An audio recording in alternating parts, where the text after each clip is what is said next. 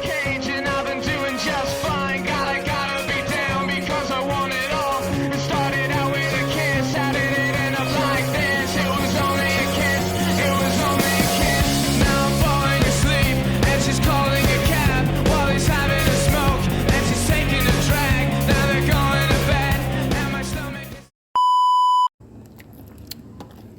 Halo Sobat Rekam Jurnal, selamat datang di episode pertama dari podcast Rekam Jurnal.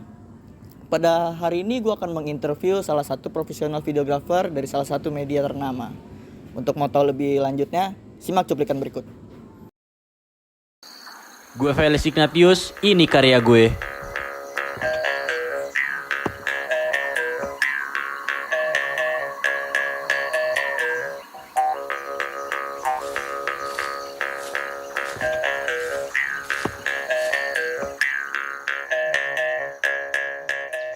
Halo rekan interaksi, bagaimana kabar Anda hari ini? Sejumlah informasi terkini yang telah kami siapkan selengkapnya untuk Anda. Bersama saya, Felix Ignatius, dalam Interaksi News.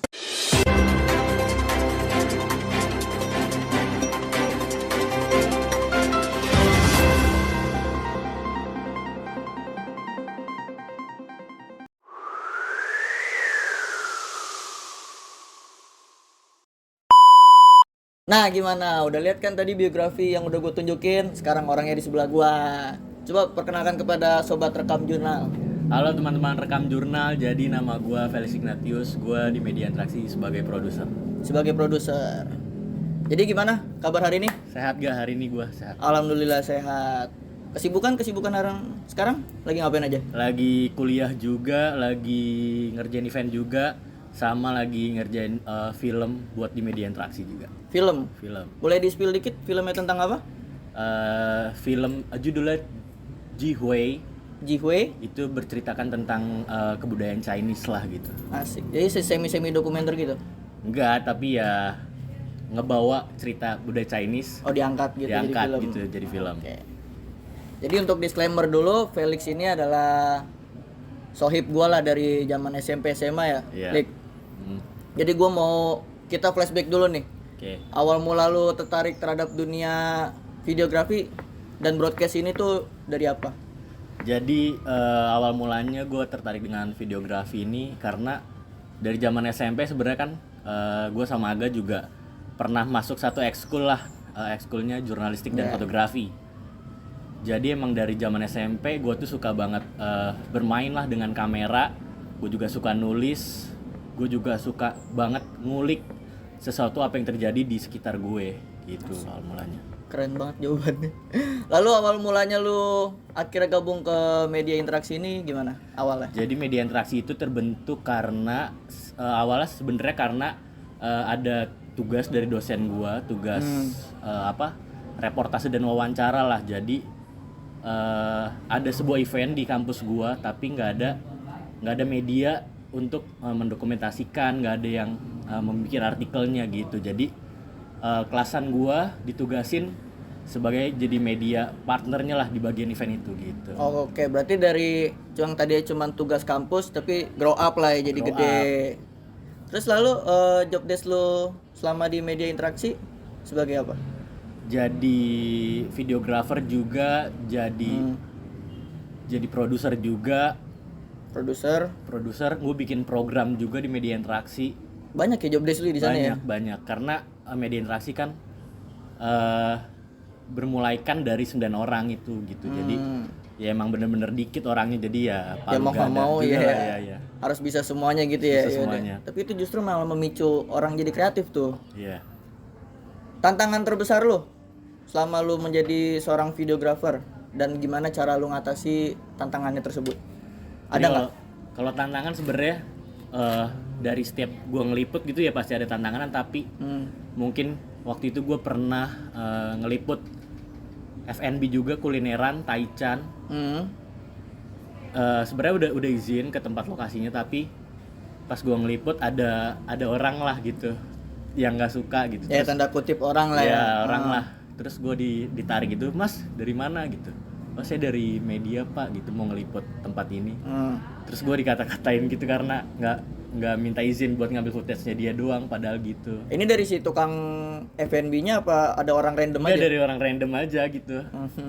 Gitu. Terus lu cara ngatasinnya akhirnya lu tetap lanjut Tetap tag di situ? lanjut tag di situ tapi ya gue minta maaf aja sih. Minta maaf dulu, lu minta izin dulu gitu. Izin.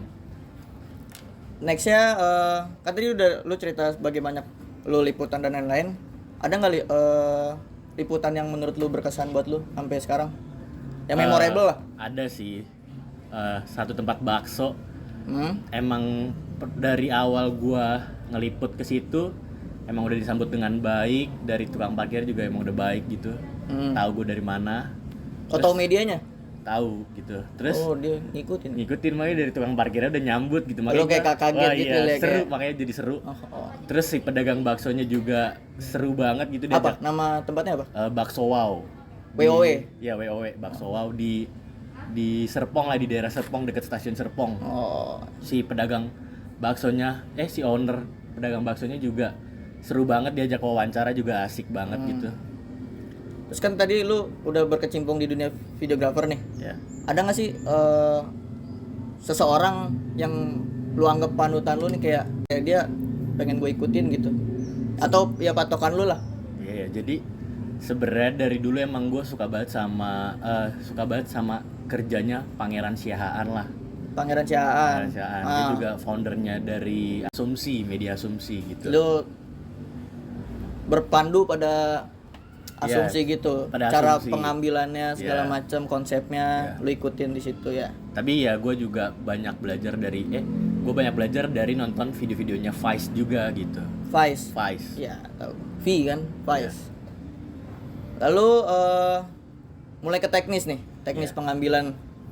Tips khusus untuk menciptakan gambar yang dramatis atau menarik dari seorang Felix kayak gimana? Sebenarnya kalau lu mengambil gambar, lu harus punya motivasi yang kuat dulu sih kenapa lu ngambil gambar ini.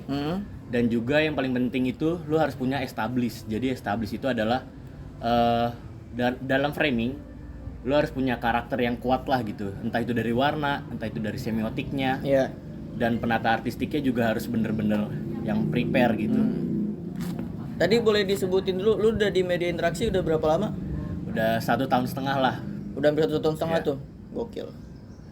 Lalu lu kan sebenarnya nggak videographer doang ya yang Iya. lu bisa ya. Lu tuh banyak bisanya nih. Lu presenter juga kan? Iya. Ya 2 job desk itulah yang paling utama lu. Gimana sih cara lu public speaking dengan baik? Lu kayak gimana gitu? Agar caranya lah. Sebenarnya ya karena belajar dari kampus juga sih. Jadi di kampus, jadi dosen di kampus gue tuh banyak banget dosen praktisi lah gitu. Jadi emang kalau kita di dalam kelas gitu ya kita Iya. ya open discuss aja gitu. Jadi kita berdiskusi terus-terusan. Jadi di dalam kelas ya diskusi. Terbiasa ya terbiasa, lama-lama. Ya bisa karena biasa lah gitu. Quotes of the day.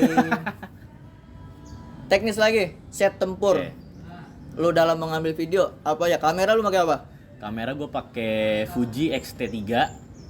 Fuji ya. Fuji X-T3, terus pakai lensa 35 mm. Pakai 35. manual tapi ya manual lensa manual. Sama pakai tripod juga kadang. Ya, set tempur Kadang lu tuh. juga kadang Lighting, juga handheld. Lighting gue pakai continuous light. Biasanya ada 2 sih gue di rumah gitu. Ada sound? Kalau audio gue pakai clip on, ada 3 sih di rumah clip on. Oke, itu dia set tempurnya ya guys ya. Tantangan jadi seorang presenter dan videographer apa aja? Karena kan pasti setiap orang dalam mengambil sebuah pekerjaan yang dia alami kan pasti ada tantangan yang harus dilalui gitu. Iya. Apa tantangan? Kalau jadi presenter ya lu harus berani dan percaya diri ya karena lu di depan kamera gitu. Dan juga lu harus ngebiasain juga sih gerak-gerik lu kayak gimana. Terus Tubuh gitu ya. Iya. Dan juga lu harus ngeriset sih karena lu ngebawain suatu berita gitu yang ada datanya, ada informasinya ya lu harus ngeriset dulu. Harus baca dulu. Baca dulu. Harus bener-bener tahu lah isi beritanya apa gitu. Kalau ya videographer tantangannya ya mungkin karena capek juga gitu ya megangin kamera berjam-jam Pegel gitu ya. capek sih tantangannya. Apalagi kalau yang liputan lapangan gitu-gitu ya. Sama ya tantangan jadi videographer lu harus peka lah sama situasi supaya lu bisa mengabadikan sebuah momen bagus dan indah gitu. Oh, berarti lo harus pintar-pintar cara ngambil momennya yang pas gitu ya. Itu menjadi sebuah tantangan menurut buat lo.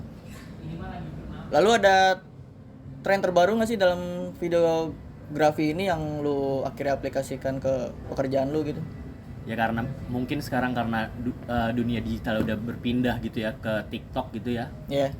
Jadi ya gue nyesuain lah sama algoritma sosial medianya gitu. Pasar. Marketnya karena ya agar video yang gue bikin gitu bisa masuk ke dalam pasarnya gitu.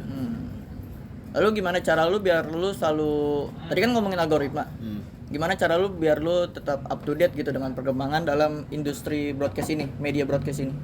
Ya harus selalu ngulik sih, harus ngelihat referensi yang banyak gitu karena tren yang terjadi sekarang kan kayak cepet banget kan gitu perpindahannya. Iya. Harus selalu ngulik sih, harus belajar terus lah pokoknya. Kuncinya adalah belajar, ingat, jangan malas-malasan. Lalu gimana, lu kan pasti as a team, nggak mungkin lu kan solo, atau mungkin ada solo tapi kan nggak mungkin selalu solo gitu. Gimana cara lu ngebangun dan menjaga hubungan lu yang baik gitu sesama tim? Ya yang paling penting sih sebenarnya lu harus tahu dulu ya workflow tim lu kayak gimana, orang-orangnya kayak gimana gitu. Kalau udah terjadi workflow-nya gitu, lu udah biasa dengan workflow-nya ya akan terbentuk dengan sendirinya gitu teamwork yang lu bangun gitu. Jadi satu sama lain saling tahu lah, paham saling ya. Tahu lah, bisa saling backup ya, satu saling sama backup, lain segala juga macam. gitu. Kan tadi ditampilin ya hasil video dokumenter lu ya. Itu syutingnya Di Baduy. Di Baduy. Proses berapa lama? 1 hari lah, ya dari pagi sampai malam lah. Seharian full. Nah itu kalian bisa tonton tuh video dokumenternya dari Felix di YouTube apa? Media Interaksi. Kalian bisa tonton. Lalu yang terakhir nih, closing, nasihat atau tips-tips dari lu lah buat orang-orang awam nih yang mau terjun ke dunia videographer atau di broadcast ini, apa tipsnya? Ya, yang paling penting sih lo harus tahu karena di industri media itu pasti selalu capek gitu karena lu terjun terus ke lapangan terus ya kan, lu ketemu orang-orang baru terus. Ya lu harus menyiapkan energi lu terus lah gitu. Fisik lah ya, mental. Kalau sebagai dalam teknisnya ya lu harus selalu up to date juga gitu. Ngulik lagi. Harus ngulik lagi gitu, harus riset lagi gitu. Pada dasarnya emang harus tetap belajar. Ya, karena di media industri sendiri ya lu harus kreatif terus lah gitu. Dituntut untuk kreativitas. Ya. Oke, thank you, Lok. Thank you, sama-sama, Ga. Itu dia podcast Rekam Jurnal untuk episode pertama ini. Gua Akmal cabut, Felix cabut. Semua terekam, Tak pernah mati. Semua terekam tak pernah mati. Semua terekam tak pernah mati. Semua terekam tak pernah mati.